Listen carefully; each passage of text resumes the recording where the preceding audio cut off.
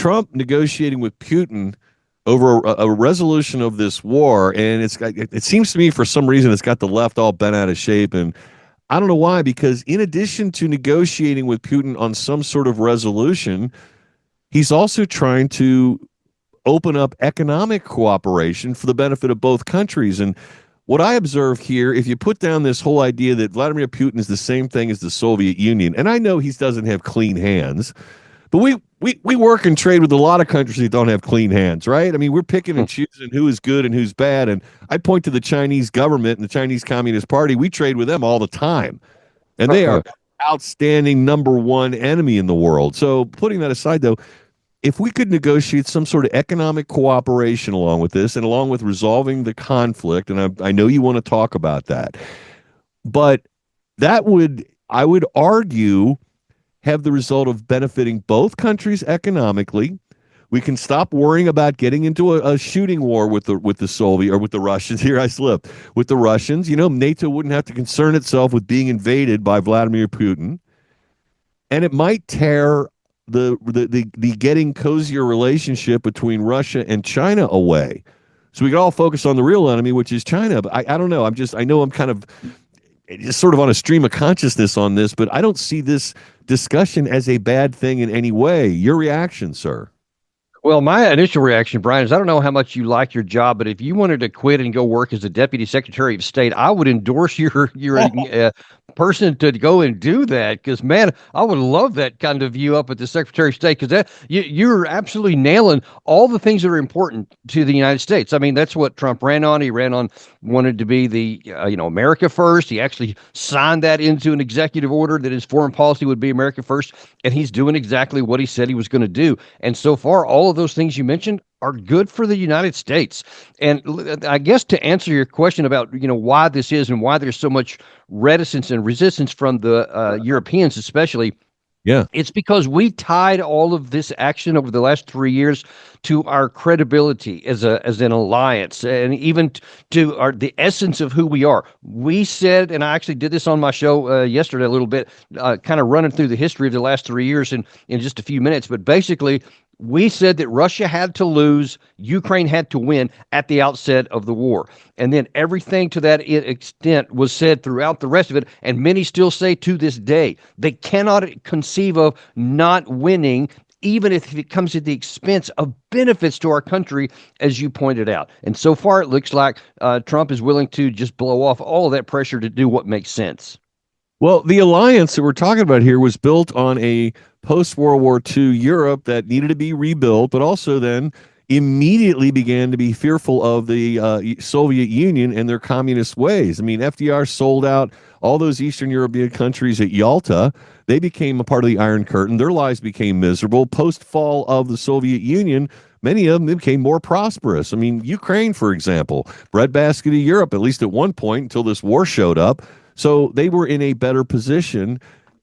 I just don't understand why, again, this animosity and this fear that we have over Russia. Now, I'll tell you, though, on that point there, it's important because there's another benefit that happened prior to February 24th, 2022, and that was that Europe was significantly benefiting from Russian oil and gas because it was coming in at a very low price, which benefited all of Europe, and all of their economy and everything was predicated on low cost of inputs, so that they could have higher, cost of outputs. They could have higher profits and all that kind of thing.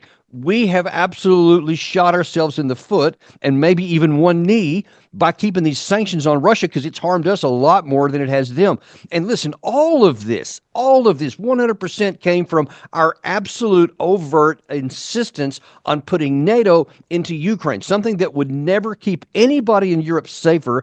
All it would do is exactly what it did, is raise the tensions, increase the chance of something bad happening where we could end up in a war, and it didn't do anything but destroy Ukraine. That is, I think, going to be one of the biggest blights on the West and on the previous administration that history can put on us. Yeah, country filled with landmines in a post-war situation. It's just a terrible thought when it comes down to it. And I drew a parallel. I just kind of bounced this off your head earlier in the program. I said, if you look like Crimea, for example, the vast majority of folks there were pro-Russia. They didn't have any problem with the Russians taking them over. I said, it's a lot like those multiple counties in Illinois that want to become part of Indiana, or half of the state of California that wants to break off and separate itself from the insane leftists that currently run the country. We're not going to get Crimea back. And if you ask the Crimeans, they probably would say, we don't want to go back. Oh, 100%. And it's not just that they're pro-Russian; they're ethnic Russian. I mean, they are historically Russian, and in fact, I may get the year wrong on this. I think it was something like till 1950. They were part of Russia. They were part of the Soviet Union, et cetera. And then I think it was the Khrushchev. Don't hold me to that. It was one of the Soviet premiers just designated it to Ukraine, which didn't really cause much of a stir at the time because it was all within the USSR.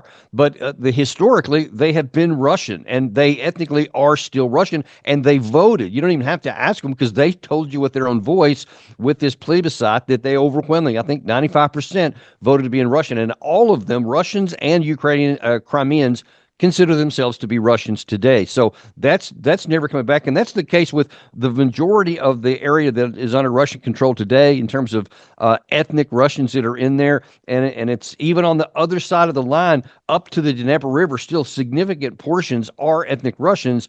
When that outcome is kind of what a lot of people are wondering where these negotiations are going, because a great many of those people want to go to Russia as well. Well, Trump talking directly with Putin to the exclusion of Zelensky, that seems to have rubbed them the wrong way. He's also, though, negotiating with the president of Ukraine, Zelensky, to deal with economic relationships with them because they have stuff that we would like to buy. And if we buy it, then that benefits them economically. So there seems to be an air of positivity associated with it in a post-war environment. How do you think Trump is dealing with the war component? He can talk with Putin all day long about economic relationships, but settling the war, how do you think he's going to approach that, and what announcement do you think is going to come from that, if any? Yeah, that's going to be the really difficult part, which is kind of shrouded in mystery so far. I'm sure that's intentional because I'm sure there's lots of discussions about where the line is going to be. Is it going to be on the current line of contact between the two? Is it going to be on the administrative borders of the four oblasts that Russia annexed in 2022? Because right now, a sizable portion of all three of the southern provinces are still under Ukrainian control. And for that to be the line, which Russians say that is their minimum standard, Ukraine would have to withdraw from there and abandon those areas through negotiations, not being forced out by war.